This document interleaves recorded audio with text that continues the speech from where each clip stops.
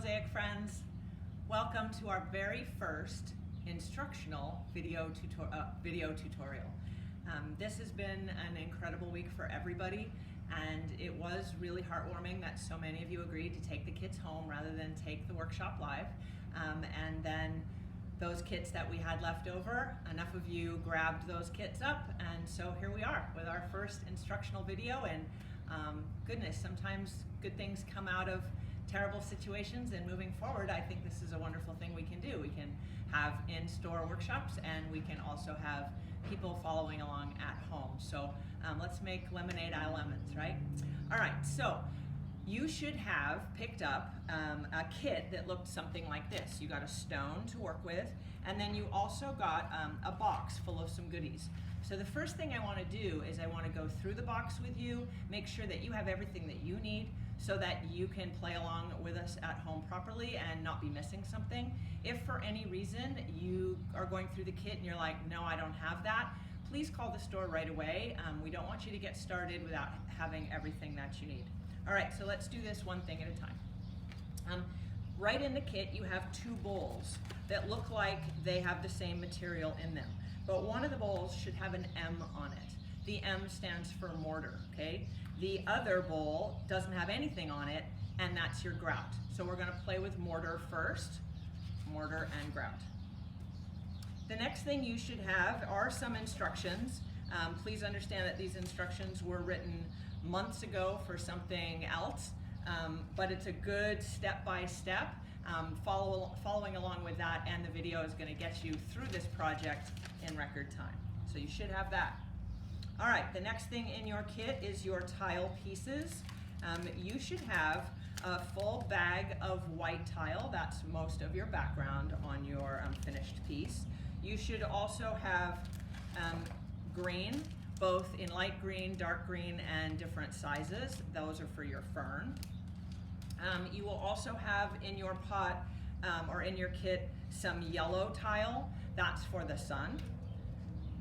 Then you should have a half bag or so of a color. Now we put different, that's for the pot color, and we put something different in everybody's kit, okay? So that isn't all necessarily gonna be blue, but you'll have half a bag of something, and that's for your pot. We also put in there about half a bag extra of the white. When we do the class in the store, it's generally one bag of white, but we threw in some extra for you just in case you ran out.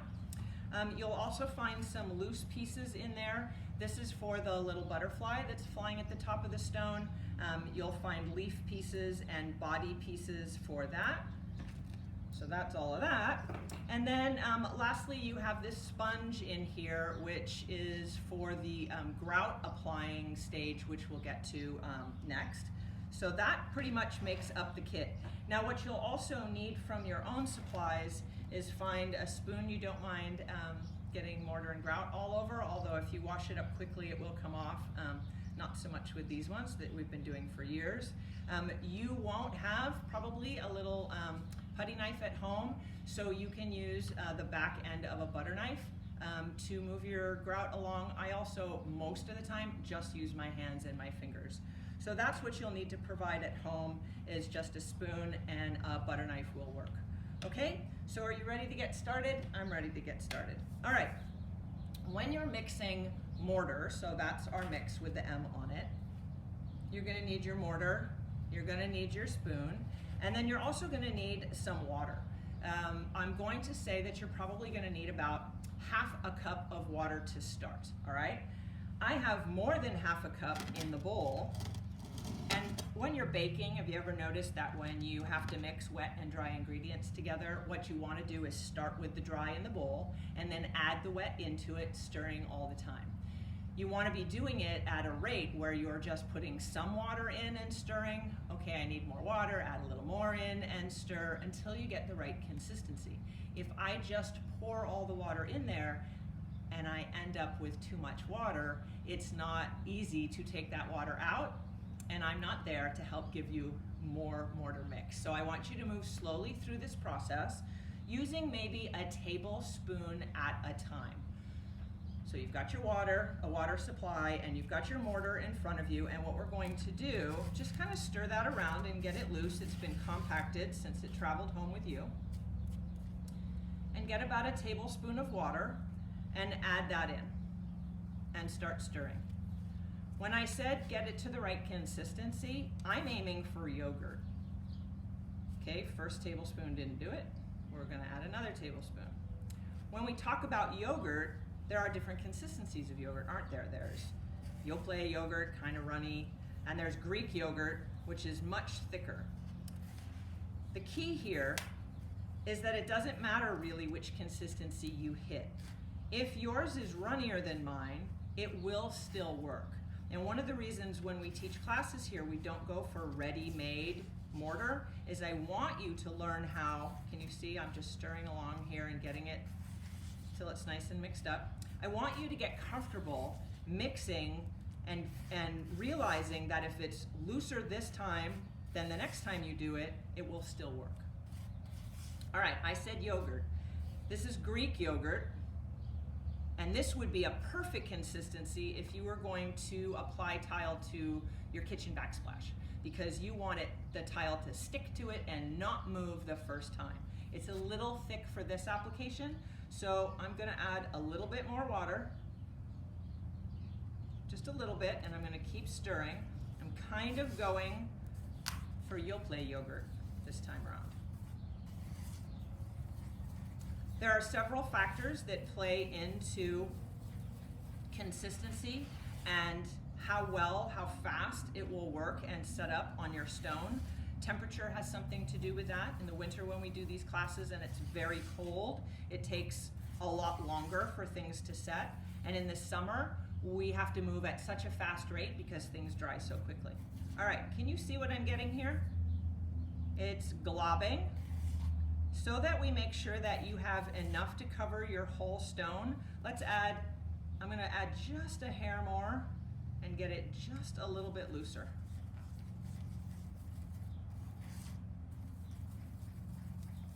Mix, mix, mix.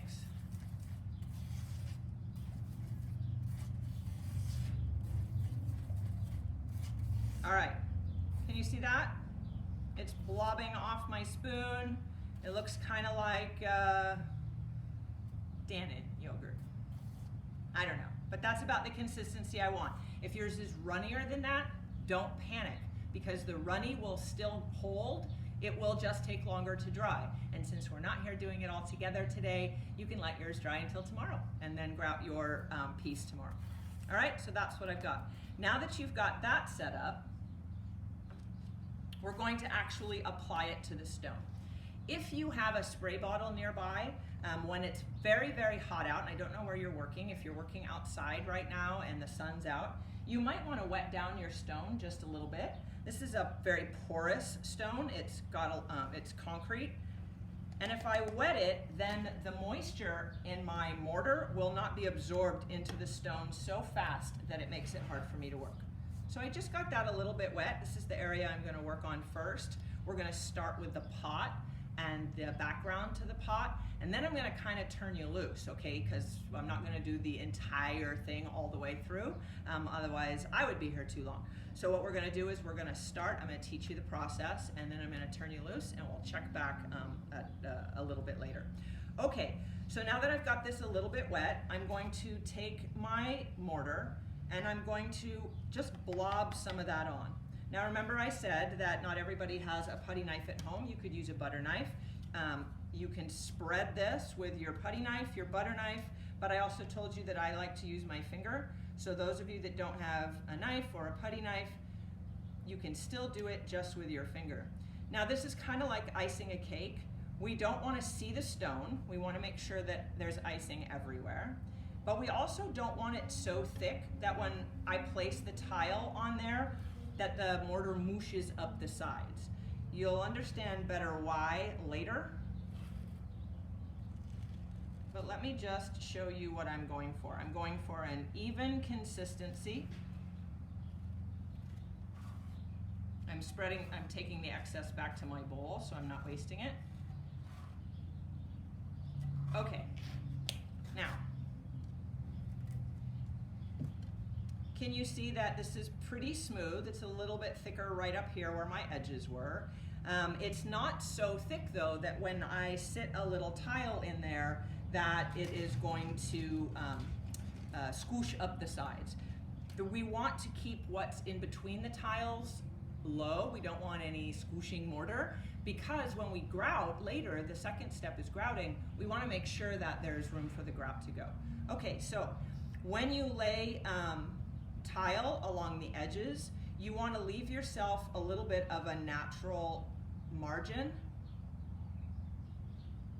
both on the sides and on the bottom. And the reason for that is just if I put my tile down low like this and there was a piece sticking out, when I go to stand that tile up, this whole thing could move, it could come off. It didn't in that case, but it could have just popped off. So I want you to leave yourself a little bit of a margin all the way around. Now can you see that that grabbed really, really well? So this consistency is great. It's grabbing, but it's not squooshing, all right? There's two things to consider when you do mosaic, and that's depth and distance. So the depth that it sits in the mortar is important, and then the distance between the tiles is also important. So if you look at a piece like this, or even a piece like this, you're gonna see that there's a pretty consistent distance between the different tiles.